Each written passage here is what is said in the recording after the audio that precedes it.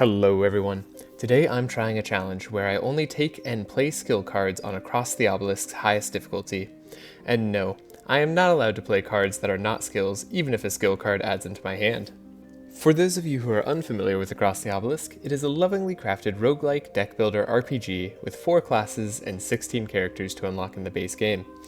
In each run, you play with 4 characters, each with various attributes, traits, and unique cards. The game is also multiplayer, so you can enjoy it with friends. Now back to the run. There are many factors that go into making this one of, if not the, most difficult runs I've ever attempted. One of the biggest ones being that there are very few skills that deal any direct damage. Fortunately, there are many status cards for skills allowing me to do damage over time. However, that brings me to the next big problem. The Madness modifier restricted power caps out the amount of indirect damage I can do per turn, meaning I can't just double statuses exponentially to deal absurd amounts of damage in a short amount of time. This also means I'm going to need a resilient team that can take some hits while Bleed and Poison do their job, which is another issue.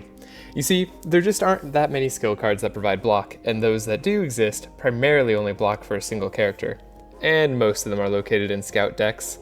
Now, scouts do have easy access to poison, including a skill that doubles up poison, and they have what is potentially the strongest card in the entire run, Neurotoxin.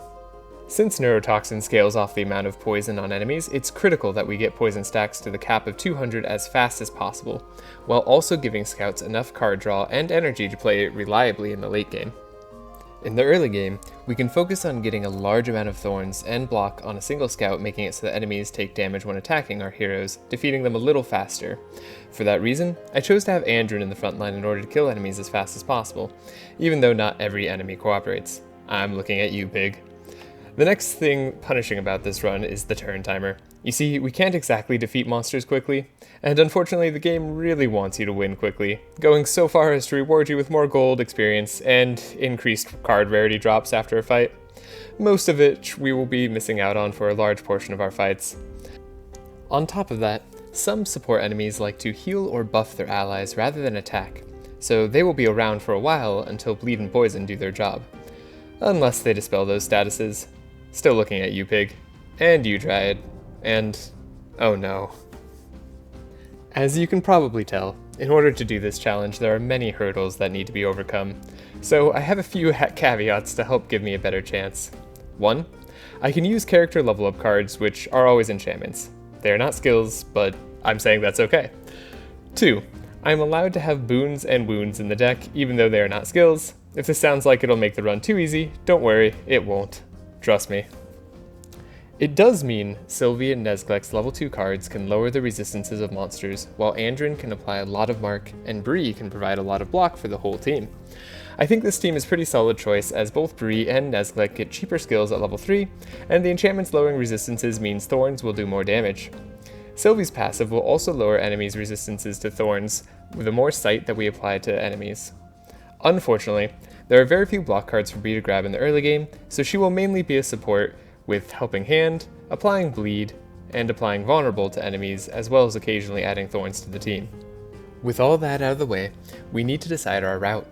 The plan in Act 1 is to fish for a new epic event that allows us to acquire a Bleed Blob, which will increase the rate at which we apply Bleed to all enemies exponentially. We can also fish for the Betty event in Act 1 so that Nezglekt can have a purple pet that attacks all enemies, and apply Insanity, and so that we can get a free shop down in Act 4. From there, we take the hatch for a quick level up, defeat a fire demon, hopefully, grab Bleed Blob, and go up against the first obstacle, Ylmer. One of this boss's main strengths is applying thorns to himself rapidly, making it difficult to attack him without dying. Fortunately, we don't care about that too much, as we can barely hit it in the first place, but the real problem is that Ylmer dispels statuses from himself while healing. And did I mention Ylmer's immune to bleed? The rest of our plans don't matter too much if we can't get past this tree and its minions. The next problem on our route is that I want to get the Spider Queen eye on Nezglekt so that we can apply poison as fast as possible in the late game. The problem is that we have to face the Hydra, and one of its heads is immune to poison. Also, they all heal a lot per turn while dishing out staggering amounts of damage. So to prepare for that, we will go to the lava mountains of Valkrath first. This will allow us to buy a neurotoxin before fighting the Hydra in Act 3, which we will need to take down the taunting heads faster. We can also pick up some better items and in general flush out our run before taking on the extreme challenge that is the Hydra. Not that Valkrath mountains will be easy, In Act 4, there's really only one sensible route that we can choose, and that's going to be the very bottom path, which includes a shop, a way to corrupt our cards, and a free shop for Nezglekt because we recruited the farmer on the Tianizbo. Finally, we can begin our skills-only run. To start out, we need to decide our perks. For Andrin, we're going with max resistances, as he'll be in the front line. We have energy and as much shards as we could afford, a lot of poison, thorns, max block, and a little bit of inspire. For Sylvie, we are going with max shards, speed, some sight, and energy of course, a little bit of block, but mostly poison and bleed charges, as well as taking the thorns perk to not lose charges on hit. And we are going with the inspire perk on Sylvie as well. Next up, we have Nezglekt. Nezglekt is going to be taking a lot of shards and gold, max speed, more sight charges, so that we can reduce resistances as fast as possible, as well as mind damage and insanity charges, alongside a little bit of bless and regen. Then last but not least, we have Bree. Bree is going to be standing in the back, allowing us to speed manipulate with fast charges and slow charges. Use a bunch of block perks, but not fully because we just couldn't find the space. Full bleed charges, regular bleed, not the double up bleed that ignores immune, and a little bit of vitality charges.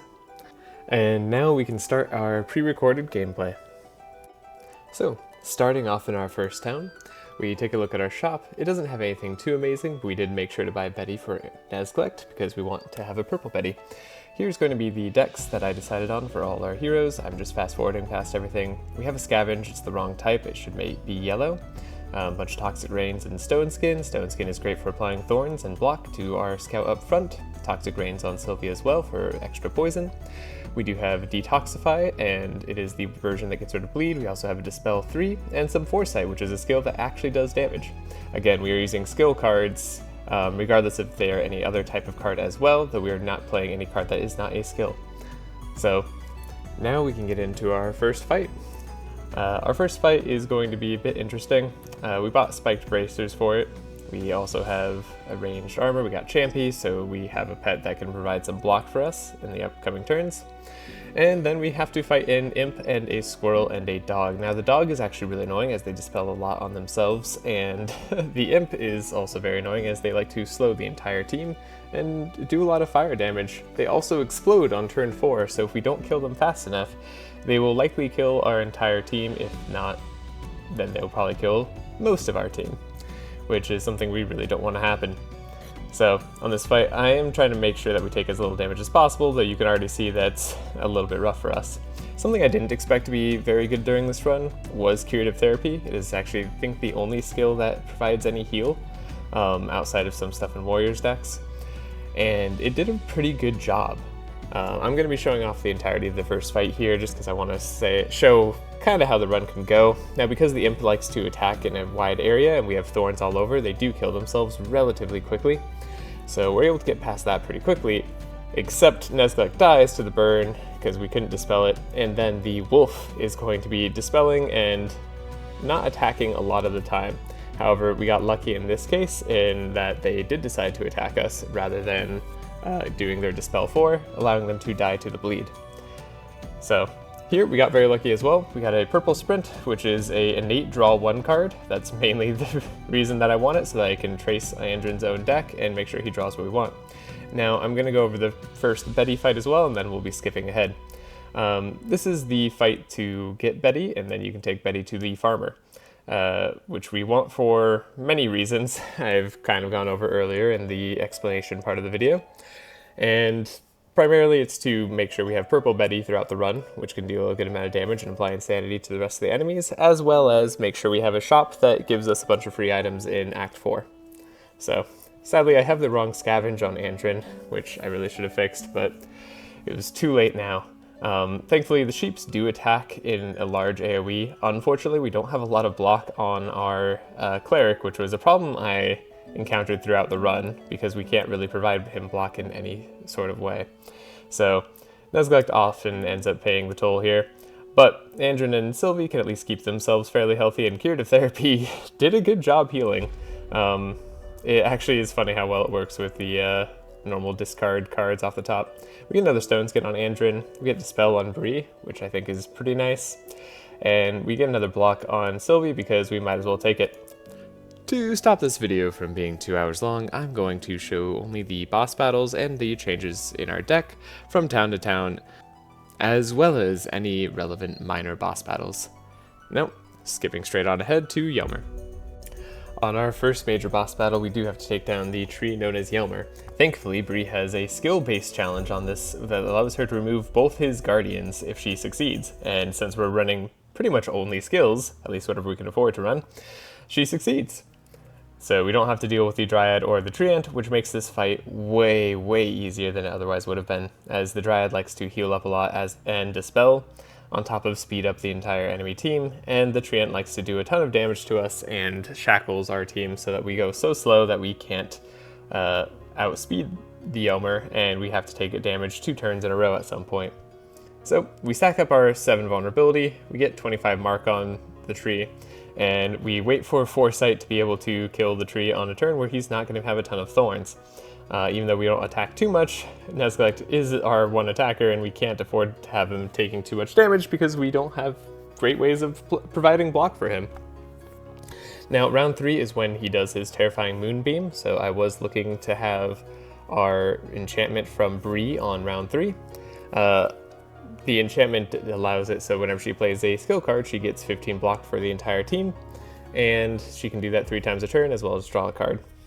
Thankfully we did draw it, as you can see right there, and we were able to get up to 60 block on Nezglekt and Bree, as well as provide more block for Andrin and Sylvie.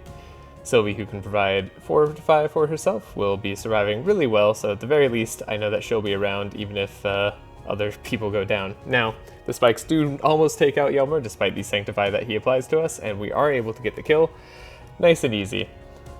Man, this run really is a challenge. Now, we're going to be moving on with Find Weakness. Another Curative Therapy is upgraded, so I figured I'd be getting rid of one of my bad ones and take a upgraded version since it just seems better all around. We get very lucky in the form of a handbook where skills costs are reduced by 1, and a Yggdrasil root where every turn we're going to be applying thorns and regen to our hero. So, can't ask for too much better on the first boss fight, honestly. Sylvie having handbook is super nice. Reducing the cost of 1 random skill in your hand helps us quite a bit, although I think I end up giving that to Nezglekt in the very end. Horseshoe on Nezglekt, though, could be nice because we can make sure that we always get a heal as well as remove a card if we go to a campfire. I think ultimately, though, Shield of Thorns ends up being a little bit better for Sylvie, and Handbook ends up being a bit better for Nezglekt. So, moving on to Velcraft Mountains, we do have a few Death Doors in our decks. We take a look at the items. I'm looking at Mixed Salad. It looks really tasty. Very good utility item to have for us there. I'm going to be showing off our decks entering Act 2, as you can see what we had. Good amount of stuff that we picked up through Act 1. Unfortunately, some Death Doors are alongside that. Overall, got to pick up more Blood Rains, more cards that apply block and thorns, which is really what I wanted. We're kind of poor, so we don't have too much money to play around with. We do need to be frugal. We are going to be keeping Death Doors in our deck, as we are hoping that we're going to get a fight that lets us remove a card. Spoiler, I do know that we're going to get a fight that lets us remove a card, and it's going to let us get rid of Death Doors, which would save us. God, they're each like 175 to remove. Let's do math really quick on video. 700 gold total. So that could buy us an item or two. Here we mainly focused on keeping our block cards up, having a Dispel in Nezglekt's deck, making sure he kept our Foresights, and we upgraded Expected Prophecy, as they're going to be very useful cards in this upcoming act. Blood Rains and Helping Hands are going to be really good for Bree, and we're going to be allowing her to apply Fortify with Do It Yourself. Uproot's going to let us remove thorns on enemies, as well as apply Vulnerable and apply more poison to them. We do have Trace on Andrin now, so we can make sure that we get to Hunter's Mark as fast as we can. That is his enchantment that lets him apply a ton of mark to the enemy teams. Here's all our items. I did buy the Mixed Salad on Sylvie, and we do have a Thorn Ring on Andrin, so now he applies 1 more Thorns. Here we are at the final boss, or not the final boss, but you know, the Elemental Lord, Ignito. My old favorite, always a challenge for me for some reason on runs that I think are not going to be too challenging. and not a challenge on runs that I was actually preparing for him on. Again, I didn't prepare enough because I didn't make a Toxic Rain apply to ourselves, and that's going to cost me quite a bit. This fight I thought was going to be much easier. I know I end up dying at least once on it, and yeah, I just constantly underestimating Nito. Now, I thought mainly because I was going to be dispelling a lot of fire on myself, I wouldn't have too much of a trouble, or I wouldn't have too much trouble. Of a trouble is not correct grammar. It's not any grammar. I also thought that he has a lot of mass attacks and multi-attacks, so that the thorns would work really well on him, and in a sense they do, but he is going to be healing up quite a bit because we are not applying wet to everybody constantly, which is something we really need to do. Thankfully, you can see he does take a little bit of damage from his first AoE attack. The meteor, it makes it so that we don't want to apply taunt on anyone because no one can take like his Armageddon attack easily. It is a giant meteor that attacks 6 times or something like that, and even Heiner with a lot of block nearly dies to that a ton of the time. So we have to play a little bit cautious. Now, thankfully, we do get a big block turn with Bree. I want to play Do It Yourself because it applies Fortify and Block, but I can't play it because I know Andrin will die. So we play that a little bit safe. We are able to Shackles Ignito so that we can have Andrin at least go before Ignito does, making so he can apply Block to himself, as well as have Nezglekt go earlier so we can help take care of those spikes. Ideally, those spikes die without getting to do much on the next turn either. And we can give a bunch of Inspire, as well as get rid of some Ash in Andrin's deck. Andrin is going to be taking a lot of the damage, probably. Although, yeah, I do wish I could have taunted. I know for a fact that if I do, I die. We are trying to mark up Ignito as much as possible. We get up to 25 mark, which is nice. Unfortunately, Nezglekt is going to go down here if we don't provide much more block, which we aren't going to be able to before Ignito goes again because he's no longer Shackles and no longer slowed. We are able to do Trace on one of our heroes' decks, which is nice. It means that they're going to be able to survive. Unfortunately, Nezglekt is guaranteed dying to fire. We don't have a mixed food to save him in any capacity. So, yeah, Broccoli's going to add 6 more poison to Ignito, and that's going to be that. Now, we're trying to get up as much bleed as possible on the boss here because we need him to start dying faster over time, and it's just not happening. He is healing up more and more, and he's going to summon more Magma Spikes on this turn, as well as applying Shackles to our fastest hero, and we're no longer able to dispel, so any fire that is on us is going to stay on us, as well as the Sanctify, which lets him heal when he attacks us. So although he's taking big damage from a lot of our thorns, Bree also goes down here. Now, the spikes also get to go down, and we just need to make sure that we block as much as possible, otherwise we lose. We are able to draw into a deflect with a deflect, so we get a lot of block on Andrin. He survives almost enough to take another turn. We get deflect, we don't get another deflect unfortunately. He's got 43 block and 43 health, and we barely win out this fight. And trust me, it could have gone worse. I did die on this fight once. Now, we get extremely lucky here. I was like flabbergasted how lucky we got. Neurotoxin is one of the cards that we needed before the Hydra fight, and getting an upgraded version here means that we don't have to spend all our shards on the next act. Now we also get a Poison Catalyst, which doubles up our poison, so we can apply poison a lot faster. Sadly, Spectral Missiles is not a skill. And we have a Provoke, which is a block taunt card that honestly ends up not being too good throughout the run. Here, I could have taken a handbook on Sylvie. In retrospect, make sure that we didn't have the food on her would have been nice throughout the run, but I forgot, okay? I'm sorry. We did find another Horned Helmet, which I found one earlier, so having a purple one could have been cool, but you know, you never know what you're going to find unless you make saves and then go backwards and then redo the whole run, which I kind of did in Act 4, but we're not going to talk about that too much. Overall, we are excited to get another handbook. Unfortunately, I can't take it on Bree as Bree needs her speed items as she's our main speed manipulator, and going first helps us apply a good amount of block on turns that we need to. So I will take the Tesseract in case she draws something that is greater than 7 costs, which I think honestly doesn't exist as a skill. And we are going to be moving on to the green portal so that we can pick up the Spider Eye and fight the Hydras, unfortunately. I really don't want to fight the Hydras, but we're going to end up having to fight the Hydras. So, taking a look at our routes here, seeing if the portals could help us get to the Spider Eye at all in any interesting way. They don't really. It's okay. It's actually here that I end up realizing that Butcher's Block gives us meat, which is food, and food is not skills, and that I've been playing with food this whole time. I will show off all our decks here because this is how it looks at the end of Act 2. Pretty good. We added a few good cards to our deck, the Neurotoxin, the Double Poison, very nice for us. We do have that nice Find Weakness in Sylvie's deck as well, so we can apply Sight and Vulnerability and a little bit of Mark.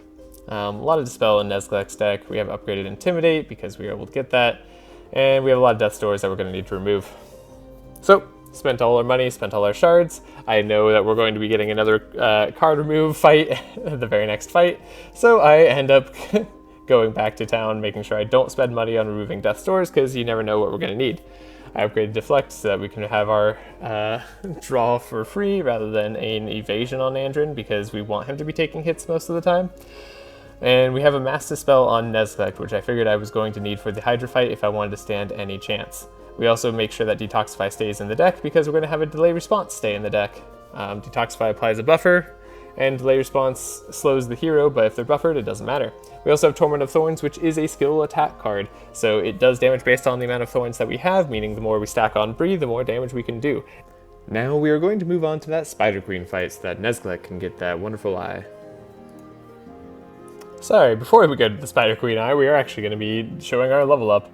We did get Riposte on Andrin, so now he can have a little bit more block when he has that enchantment up, and then whenever he gets attacked, he'll apply Mark to them.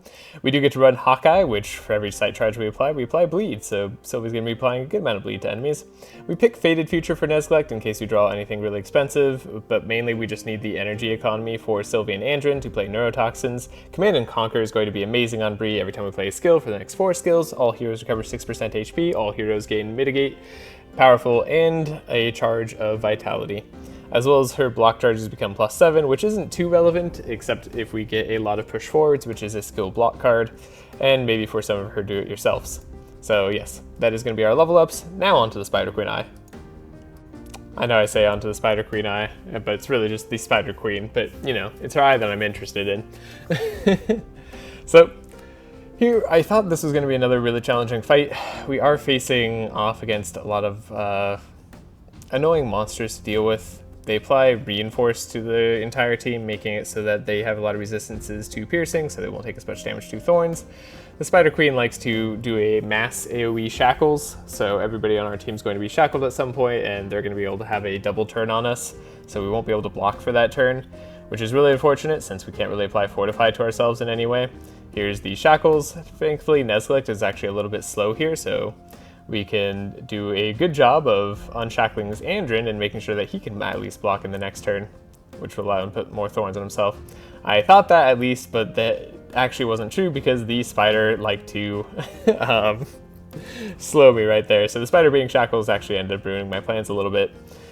But that's okay, as long as you remove the poison, we aren't going to be taking too much damage, and I am fairly confident in the Mass Dispel being useful, except Nezglekt is also stunned, so we're going to have to suffer a little bit. Helping Hand removing shackles has been very useful throughout this entire run. Honestly, it's an upgrade I often skip, but I feel like it's actually really good. Even though it does cost 90 shards to upgrade Helping Hand to remove shackles, it comes up more often than I think it would, so pretty nice upgrade there. Now, we do get a lot of block on Andrin. He's up to 107. He does have Fortify. We are able to apply a lot of Mark to the entire team. At some point, having the AoE mark is just going to be better than the singular mark because it does basically the same amount of marking outside of the one that vanishes, but then that kind of defeats the purpose. So, yeah. Yeah, Spider Queen does fortunately attack us a lot in the AoE. Now, I don't know why, but every random attack loves to go after Nezglekt, and it's a real pain. Now, the taunting spiders that hatch out of the eggs are also really annoying since we can't use our neurotoxin to attack them, or it won't do too much. I'm not sure how the Spider Queen is getting rid of the poison. If I was looking at the cards long enough, I probably could have figured that out. But, yeah, that's kind of annoying. So, a bunch of taunting spiders since we have a bunch of hatches in our deck. We just sort of have to deal with it, let the bleed do its job. Oh, I got you. She just does a dispel too. Yeah, everything that dispels is really annoying for us to fight. She also does a purge, so that's very annoying because it removes all our thorns. Thankfully, she just purges Nezglekt. Unfortunately, again, they're targeting Nezglekt. Unfortunately, also, she dispels all the bleed, so all that stacking that we were doing with the blob is going to be wearing off now. Nezglekt has a ton of energy because he was stunned. He's going to be poisoned, so he will die if he can't remove that poison from himself next turn. She is thankfully attacking all of us, and then she dies, but she kills Andrin on the way, which is super annoying.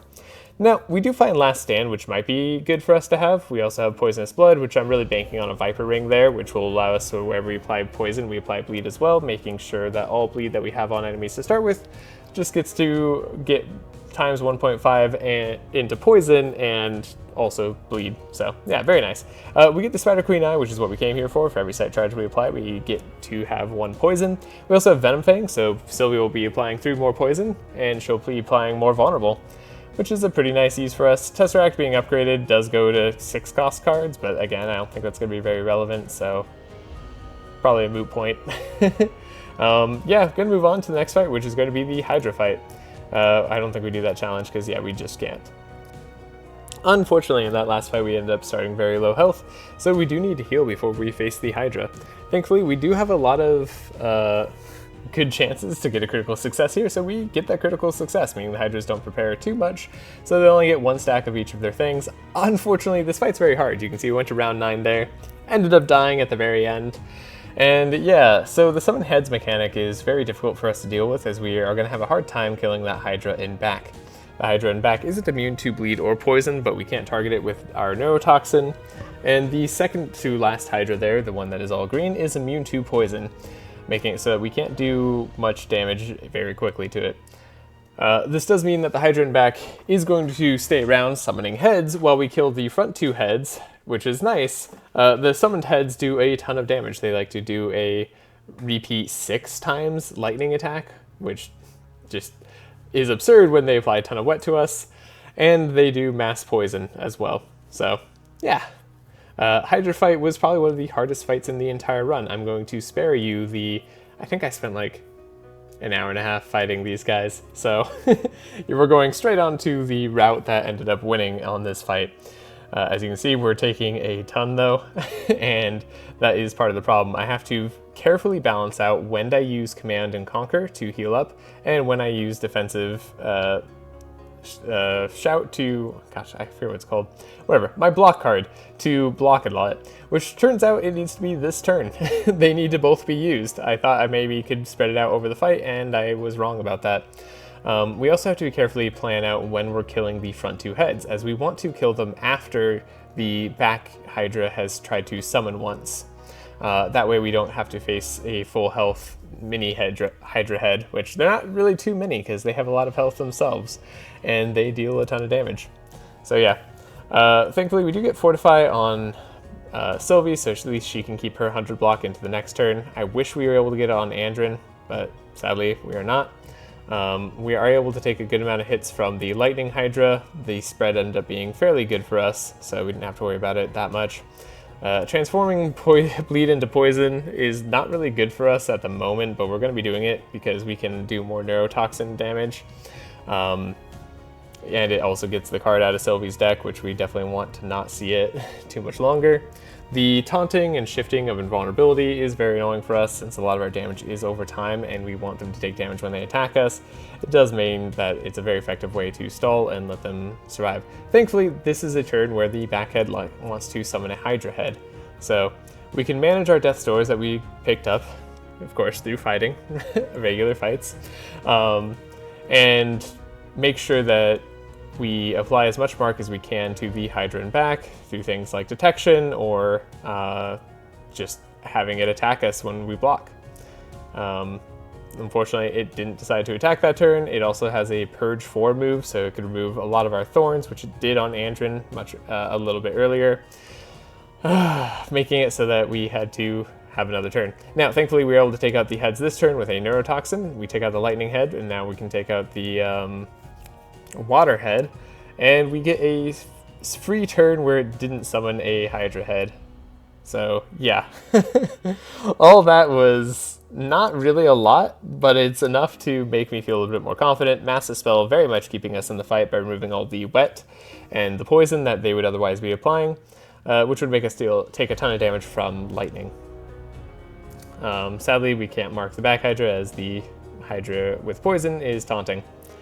We do need Nezglekt to stick around, as he is going to be the one who can actually deal some damage to the poison Hydra with foresights. It does have 12 mark on it. It's not a ton of damage, and we have poison building up on it, but now that it hid and went invulnerable, we can finally attack the Hydra and back. What I really want to be able to do is kill it this turn before it summons a head, because if we can, then I'm fairly confident we can take on the singular poison Hydra head without losing a single hero. Unfortunately, we can't. We don't have another neurotoxin. We only have the one. I did spend my shards on other things, which I thought were pretty good. Yeah. Sadly, not good enough. He does get to go again, and he is going to summon another Hydra head if he gets to live to the next turn. So my main focus was trying to get Sylvie to draw into neurotoxin one more time, but we didn't have the energy to draw into it. And yep.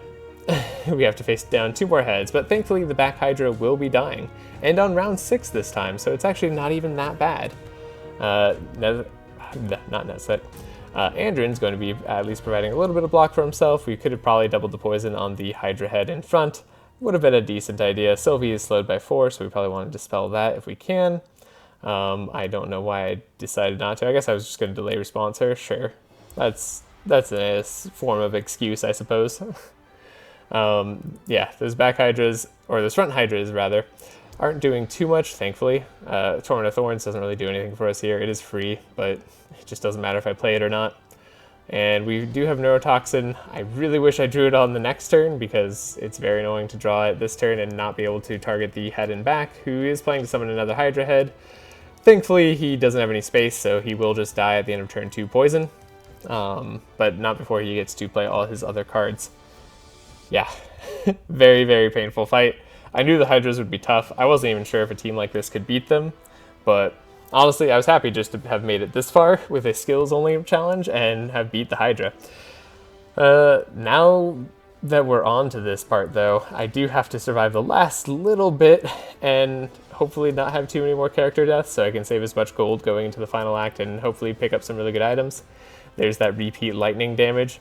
As you can see, if we had a bunch of wet on us, which would take us more base damage, which would make us take more base damage from lightning, we would be taking a ton. But the dispels have been keeping us afloat, I guess is a way to say it, making it so we don't take too much. Man, that Bree taunt, that was ballsy. I was like, why did you take everything? Right, because I provoked, and I finally had a good turn to provoke, and I was like, yeah, I can take it. It's fine. So we're gonna make it through this fight and be all good. The next thing to figure out is really what we want to buy in the 4th act. Now, we get a nice push forward there. Push forward is great. I'd love to be able to take a Citadel, but we can't. It's a defend card. It's not a skill. And yeah, push forward is really lucky though. It's a skill that actually blocks for the whole team and gives us all speed charges, which is part of the reason that Bree had speed charges or fast charges in the first place. I'm not entirely sure what items would be good here. Pretty much nothing really appeals to me. Gloves of Agility is just kind of an okay upgrade. Gives us some resistances instead of our purple evasion cloak, which is doing the same thing. We do find a Terror Ring here, which is usually really, really good. It does mean for every insanity charge we apply dark, and we apply a good amount of insanity charges, but honestly not as much as I would want to. We also have the Madness Ring. For every insanity charge we apply 1 sight. I actually would love if that was reversed so that we could apply more insanity to enemies and not take as much damage. The Steadfast Boots being immune to slow, and the Fountain Pen is definitely what I'm looking for though. And yeah, I'll show off all our decks at the end of Act 3, and then I'll show them all off again after I've made my deck changes. So feel free to pause at any point in time if you want to take a look and see how these decks look. And bam, here we go again. So now you can see my decks post change. So quite a few changes here. We did make sure that our scavengers are all the correct ones. We have Caltrops disappearing in Sylvie's deck. We have a Neurotoxin in Sylvie's decks. It's just the one that we found earlier. We haven't spent much shards trying to get that later. We get an Anthem of Hope on Nezglekt, which is nice, so we have 2 now. Last Stand makes it so that we have all our defense cards are reduced by 2, which is good because the only defense cards we can possibly pick up only cost 2. So everything is fine. We bought another Rain of Thorns so we can do more damage, Fountain Pen, and Steadfast Boots so Bree can provide Inspire by getting a battle plan into the entire team, which we did by a non-upgraded one. And yeah, Act 4. Act 4 was a real challenge. Here we can see that we're at the bell, and we get Poisonous Blood upgraded. It is also a 0-cost card, transforming bleed into double poison. Very nice for us. I'm not going to go over this fight. This fight was a pain. I will go to the shop now. Alright, here we are at the shop. This is what we get for Nezglekt bringing the farmer all the way to the Tianismo. So all these items we get for free. Now we pick up the Porcupine on Andrin. It will give him thorns every turn as well as cast Quill Rain, which does damage based off his thorns to an enemy. It does not apply bleed like the Torment of Thorns though. Kite Shield on Sylvie we get so that she can be a little bit slower actually rather than the resistances and block, though those are nice. Mainly this makes her just slow enough to be able to go after Handcheck in the final fight, allowing her to do damage to the clones that he summons, which we need to do damage to them as quickly as possible so that they don't heal as much. We also have Terror Ring for Nezglekt. It should allow us to apply some dark and possibly pop some dark explosions to deal a little bit of extra damage. Any form of direct damage we get is kind of nice. We don't apply that much Insanity, unfortunately, so it's not going to be that great. But we will get Netherblade, so Nezglekt will have 2 sources of damage, both being mine, so he does actually get the damage bonus from his perks, and it'll allow him to play vulnerable to any enemy he hits. So overall, it's a pretty decent shop. I really like the items that I got from it. I had a few shops earlier that I picked up from doing events, and none of them were that good, which is kind of fine because those all cost money. Now I will be moving on to the Twins fight. So at the beginning of this fight, you'll notice Andrin's quite damaged. He did get hurt a lot as we got up to here. We also have a few Death Stores in our deck, so we have to make sure we take care of those. Yeah, Twins fight really is a difficult one for grindy teams. One of the things that we have to make sure that we do is heal up Andrin and give him as much block as humanly possible.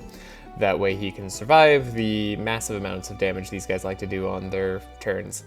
I was going to say first turn, but it's honestly just turns. They like to hit the front hero the most. They only have one thing that hits, or I guess they have 2 things that hit everybody, but one thing that hits everybody hard, and that is their shield slam that they can hit all heroes with. But that's not too much of an issue. So my main goal for round 1 is just to heal up Andrin as much as possible while applying as much vulnerability and other statuses as we can. And from there, we'll hopefully be able to do more damage in the turns to follow. Now, one of the other things I'm trying to do is make sure that Bree has enough card draw and energy to play some of her block cards or her Command and Conquer so that we can heal up the team. It is a difficult process to make sure that we're playing Command and Conquer at off times versus the other card that we could potentially play, which is her block skill enchantment one. For now, we're also going to be hitting the back monster because it seems like it'll be the easiest one to take down. And also, it's not doing a retribution turn. Now, this does mean I didn't get to mark as much as I would like with Andrin's first turn because of the route that we took, but that's pretty okay. We are able to pop off with Neurotoxin and have 2,000 poison, that'd be nice.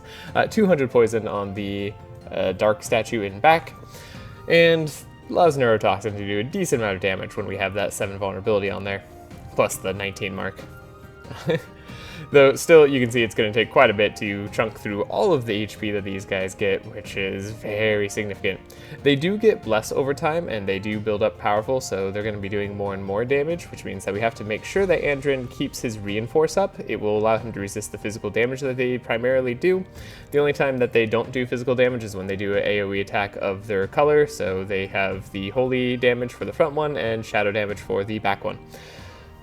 But as you can see, last turn we were able to heal up and we survived just fine.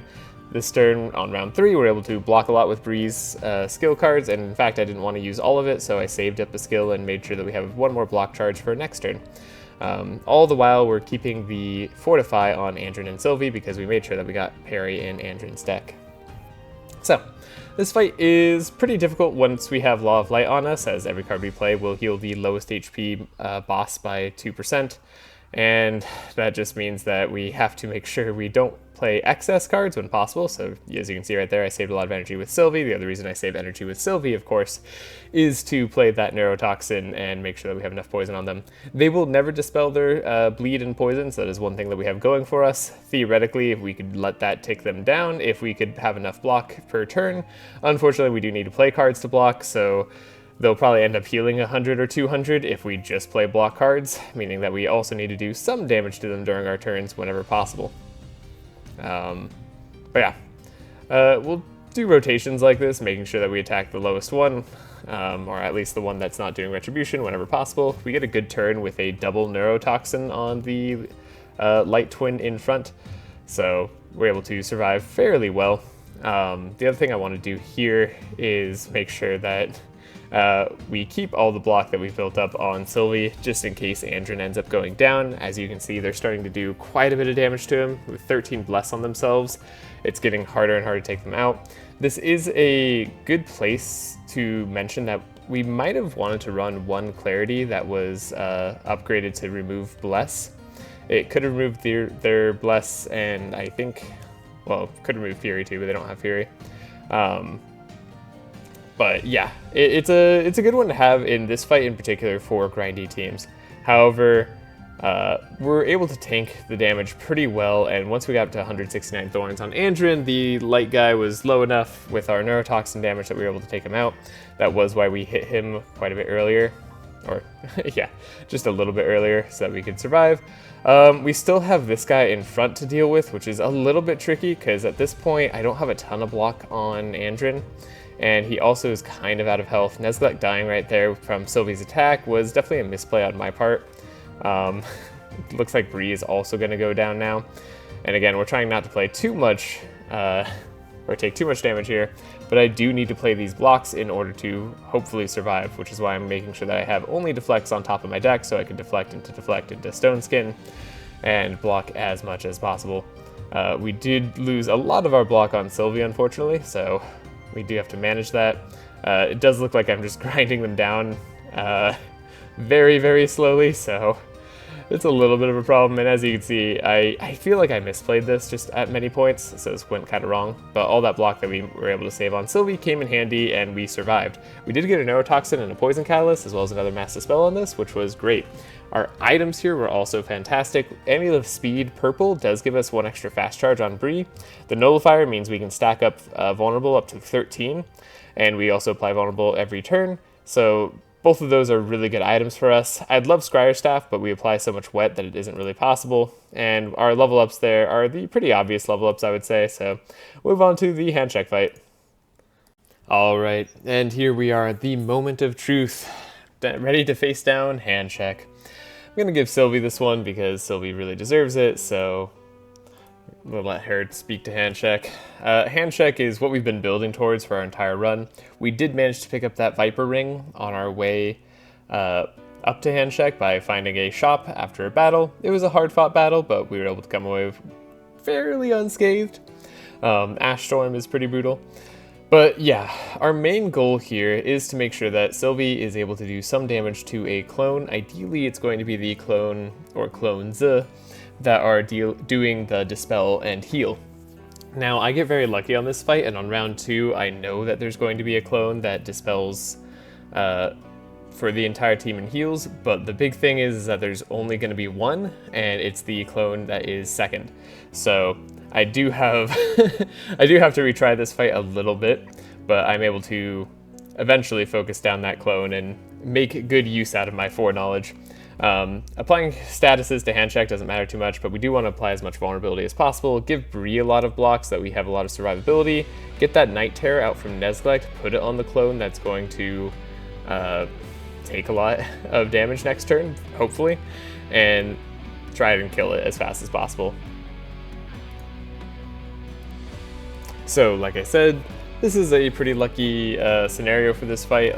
Oftentimes you can have all 3 clones healing, but we will focus all our damage on hitting those clones. One of the other things I managed to do on the start of the fight, I didn't mention it, but I was able to put the push forward that has a fast of 4 for the entire team into Bree's hand for the next turn, because I knew she'd be faster than all the clones, so we can now make Andrin and Sylvie faster. And with Andrin's 1 neurotoxin, unfortunately not upgraded, so he only gets 1 and it's going to disappear now. We are able to do enough damage to the clone that Sylvie should be able to knock it out with her neurotoxin afterwards, especially with any more vulnerability that we can apply to it. So we get it up to 11. We can't do too much more than that. It is at the maximum damage it'll take by being at 200 poison, which is just enough for us to take it out. We do have Poisonous Blood, which turns bleed into poison at ×2, so if they have 100 bleed, they will now have 100 bleed and 200 poison, thanks to Viper Ring. Sorry, 200 bleed and 200 poison. So yeah, unfortunately, this is where the fight gets really hard. On round 2, Handcheck kills all our pets, and our pets are providing a lot of support for us. Mainly, we were getting block every turn thanks to Champy. We were doing a little bit of damage every turn thanks to our Betty, who's purple and attacking the entire team, as well as applying Insanity, so that we take less damage from Handcheck on his bigger turns, which, trust me, we take a lot of big damage from Handcheck. So, yeah. On top of that, we also had the Bleed Blob that was getting us slowly up to 200 bleed, but that's not as much of an issue, as we do get to maintain Harley, who is a purple pet for a skill that Sylvie gets. We are able to get the clones up to a lot of vulnerability, up to the maximum of 13 in fact. So my hope here was to kill the front clone, because the front clone often goes first, and so if they go first and are going to heal, now they should die and not heal. So yeah, it kind of works out, but unfortunately the back clone is going to be healing. We do have a lot of Mass Dispel, so we can take care of any statuses as they come, as well as those Anthem of Hopes are keeping us alive, because Handcheck's going to do a bunch of transforming fire into dark, and he puts like 44 fire on us in a single turn. But I'm not too worried about this turn, because we have some amount of block, but mainly we're also just full health, and I believe in Nezglekt's healing at least a little bit. But yeah. You can see a lot of this fight just revolves around trying to take out the clones first. Honestly, if we had had more neurotoxins, things could have been a lot better for us. Like a Mirror of Cassandra probably would have changed how hard this fight was by quite a bit, but yeah. Fortunately, it's not too bad. We do have Torrent of Thorns, which is dealing some respectable damage now. Like, they did purge all of our Thorns on everybody else, but thankfully Bree got to keep some of her Thorns, so we're doing a good amount of damage. The main problem is we're not going to be able to block too much more, because only Andrin and Sylvie can block for themselves. We can't block for Nezglekt with Bree anymore, outside of push forwards, but that's only going to be like maybe 40 block in a turn. And we no longer get the mass block from Champy, so we can't get up to like that nice 60 block every turn. So yeah, things are starting to get really hard. The other big problem that Handcheck does is he's constantly applying a stealth and a speed up to clones, and this removes all mark. And if you kill the clones, then he'll do it to himself on the turn that he's doing it, and that means that you'll just lose all the mark progress that you've put on him, which is really bad for us in terms of our overall damage output, because we have 44 mark on him right now. Now, as you can see, that clone died before he was able to do his heal. The back clone is still trying to heal. I actually want to keep it alive this turn, because if I can keep it alive, Handcheck won't do too much more damage. Unfortunately, it is going to do some damage to itself with its heal, so I'm trying to make sure I don't like attack it too much more. That's why I hit Handcheck overall there. The Dark Explosion popping actually does put it over the edge and lets it kill itself, which is really unfortunate for us. Maybe I could have tried a little bit more to do that more efficiently, but I felt like now that all the clones are dead, I finally have a chance, and it took me a while to find a route where I can make all the clones die, so this was feeling really good to me until this turn, where Handcheck almost just annihilates our entire team. Like I said, we can't put too much block on ourselves anymore. Andrin's Fortify had been purged, and so he couldn't keep it on himself too much longer either, and we're just in really big trouble. In retrospect, maybe trying to save Andrin here would have been good, but 8,000 health is a lot to chunk through. We're doing 400 damage a turn-ish with poison once we start to stack it up with Sylvie. And unfortunately, because Sylvie's slower now, Handcheck is going to go before her unless we get the Throw Bolas, which I do. I do make sure to save both my Throw Bolases for these later turns so that we can at least heal up and apply block to ourselves anytime we get the chance. Having Andrin take 57 fire damage, though, is probably a mistake as well. I could have dispelled that on him. I dispelled the fire on Bree instead. And I think that, again, was another mistake. We do need to play these neurotoxins anytime we get the chance. He's almost up to 200 poison. Neurotoxin puts him all the way there. We do a good chunk of damage to him, but we're going to need several more turns like that. And unfortunately, he does not slow his roll at all. He just starts doing more and more damage. I try for the Mass Dispel, which gives us all 3 buffer. I should have had a buffer perk on Nezglekt.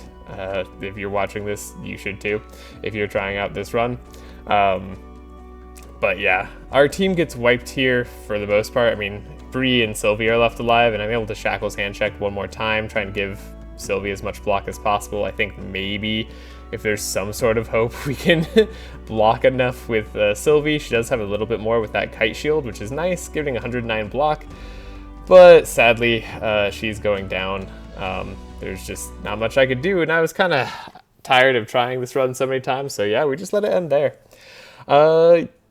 So this is a failure. I'm gonna be trying this again at some point. I don't know when, probably far in the future. I have a lot of knowledge now, and I just wanted to show off this run because I thought it was fun. I had a good time trying to make it work. I also went a little bit crazy trying to make it work. I spent probably a good portion of like 12 hours or 14 hours on this run, trying different paths, giving myself different items, hunting for that Viper ring. So as I go through all the cards here, just wanted to say thank you for watching. Here's our combat stats. You can see Andrin did a lot with his thorns, Sylvie did a lot with direct damage and thorns, and bleed and poison, so everyone was contributing somewhat there. Nezglekt's direct damage, in retrospect, maybe I didn't want to focus on it too much unless I could guarantee a nether blade, which I guess like I now know that I would get one on this run, but I didn't want to start it all over. So yeah, it was a really fun run, really fun challenge. I'm looking forward to doing an attack or spells challenge, and I'm looking forward to just playing a lot more of this game in the future. But thank you very much. Let me know if you enjoyed this style of video, if you want to see more. I could upload the full audio or the full recording of this video as well. So let me know if you want to see that. It has a lot more nuance to it. It's also just quite a bit longer. But yeah, for now, I hope you have a great day or night wherever you are. If you like the video, please leave a like. It really helps out the channel a lot. And if you want to see more, please subscribe. That's going to be it for now. Goodbye.